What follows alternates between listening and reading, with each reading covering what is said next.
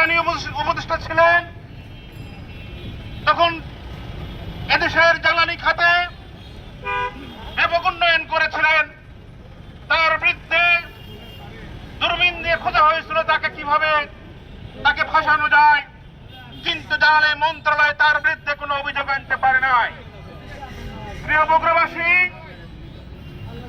আপনারা জানেন সেই সময় সাবেক প্রধানমন্ত্রী তথ্য উপদেষ্টা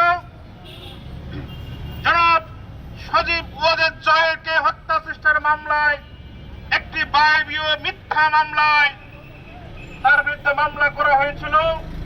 মিথ্যা সাক্ষী দিয়ে মিথ্যা তদন্ত করে তাকে 7 বছরের সাজা দেওয়া হয়েছিল। আমরা এই মানববন্ধন থেকে আহ্বান জানাই, এই মামলার যিনি বাদী ছিলেন, এই মামলার যারা সাক্ষী ছিলেন, এই মামলার যিনি বিচারক ছিলেন, সকলের শাস্তি আজকে এই মানববন্ধন থেকে আমরা চাই। এই বিচার বিভাগের কলঙ্ক করেছেন, আমরা এই সকল বিচারকদেরকে বাংলাদেশের মাটিতে তাদের বিচার দেখতে চাই। প্রিয় বগুড়াবাসী, এই পর্যায়ে বক্তব্য রাখার জন্য অনুরোধ করছি বৈষম্য বিরোধী গণমাধ্যম আন্দোলনের অন্যতম সমন্বয়ক জনাব সুমন সর্দার।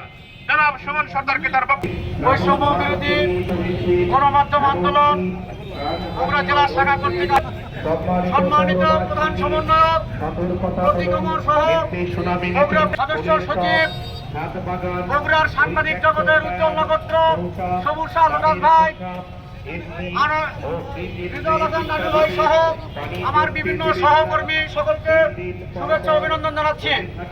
প্রিয় সহকর্মী ভাই ও বোনেরা আমার, আপনারা জানেন দৈনিক আমার দেশের সম্পাদক মাহমুদুর রহমান, যাকে বিভিন্ন মিথ্যা মামলায় বারবার কারারুদ্ধ করা হয়েছে, যাকে নির্বাসিত করা হয়েছে, যার উপর হামলা করে রক্তাক্ত করা হয়েছে, আমরা দেখেছি মাহমুদুর রহমান কি করেছেন।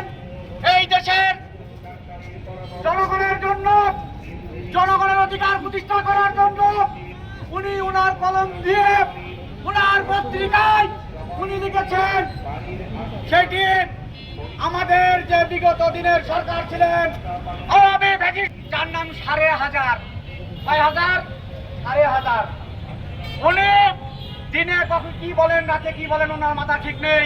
কয়েকদিন আগে আপনারা দেখেছেন 5ই আগস্টের গণ অভ্যুত্থানের পরে উনি লাইভে এসে খাচ্ছেন, আমরা সবাই দেখেছি।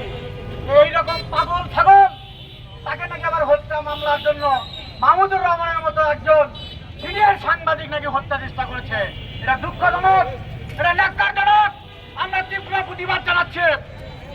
আপনারা দেখেছেন মাহমুদুর রহমান যখন বিদেশ থেকে এসেছেন,